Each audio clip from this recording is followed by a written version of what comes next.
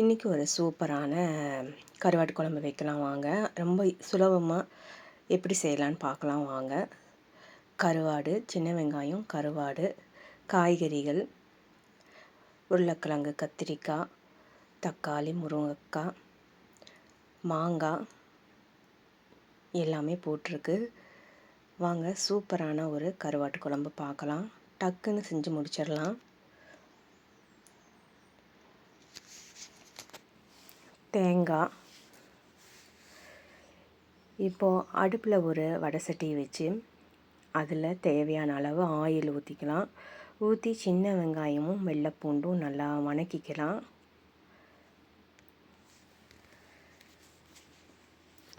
இப்போ தக்காளியையும் சேர்த்து நல்லா வதக்கிக்கலாம்.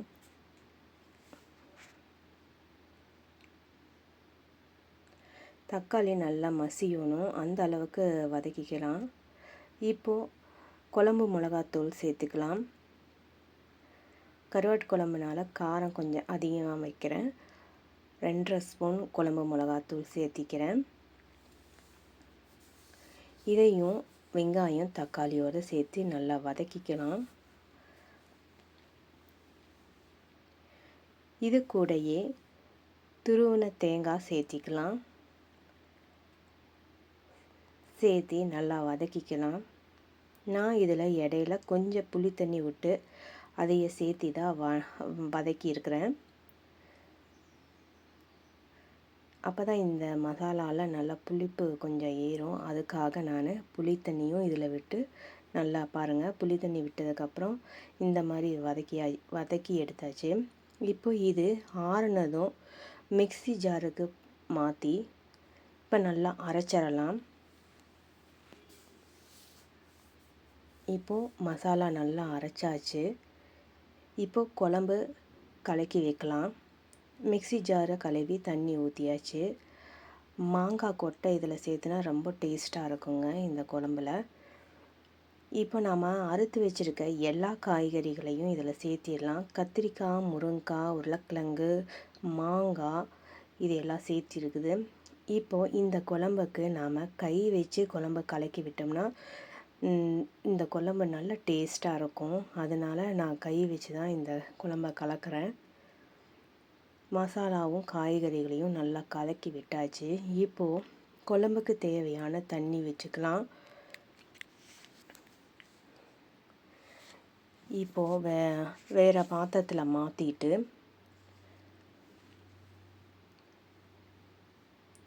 அடுப்பு பற்ற வச்சு ஒரு கலக்கி விட்டுறலாம். இதில் மஞ்சத்தூள் சேர்த்திக்கலாம். சேர்த்தி அதையும் நல்லா கலந்து விட்டுடலாம். இப்போ ஒரு மூடி போட்டு மூடி விட்டுடலாம். கொதி வந்துருச்சு. இப்போது பாருங்கள், குழம்பு சூப்பராக கொதிச்சிட்ருக்குது. காய் வெந்துருச்சான்னு பார்க்கலாம். காய் ஒரு 3/4 வெந்திருக்குது, இன்னும் கொஞ்சம் வேகணும். இப்போ இந்த கொதிக்கிற டைமில் புளி கரைச்சி வச்சுருந்தேன், அதையும் இதில் சேர்த்திக்கலாம். சேர்த்தி நல்லா கலந்து விட்டுக்கலாம். இந்த குழம்புக்கு தேவையான அளவுக்கு உப்பு சேர்த்திக்கலாம். சேர்த்தி அதையும் நல்லா கலந்து விட்டுடலாம். இப்போ கருவாடையும் சேர்த்திக்கலாம்.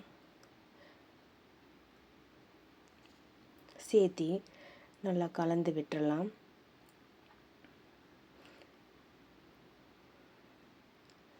இப்போது குழம்பு நல்லா கொதிச்சிருச்சு பாருங்கள், சூப்பராக கொதிச்சிருச்சு. குழம்பு இப்போ ரெடி ஆயிடுச்சு. ஒரு தாளிப்பு கொடுத்துக்கலாம். அதுக்கு ஒரு பாத்திரத்தை வச்சு அதில் எண்ணெய் ஊற்றி வெந்தயம், கடுகு,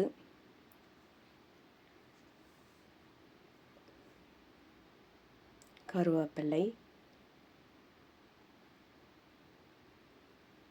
பெருங்காயம், அவ்வளோதாங்க, தாளிப்பு ரெடி ஆயிடுச்சு.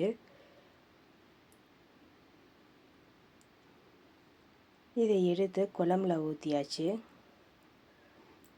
அவ்வளோதான், ஒரு தட்டு போட்டு மூடி வச்சிடலாம். கருவாட்டு குழம்பு ரெடி ஆயாச்சு. எவ்வளோ ஈஸியாக சீக்கிரமாக ரெடி ஆயிடுச்சு பாருங்கள். இப்போ ஒரு தட்டு வச்சு தட்டில் நாம் சுட சுட சாதம் போட்டு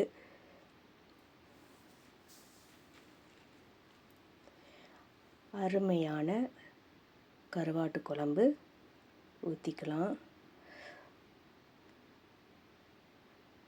டக்குன்னு ஈஸியாக இந்த கருவாட்டு குழம்பு செஞ்சு முடிச்சாச்சுங்க.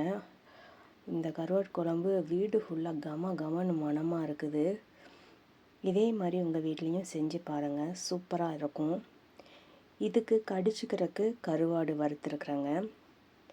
சூப்பரான இந்த காம்பினேஷன் அருமையான டேஸ்ட்டாக இருக்குங்க. உங்கள் வீட்லேயும் செஞ்சு பாருங்கள். வீடியோ பிடிச்சா லைக் பண்ணுங்கள்.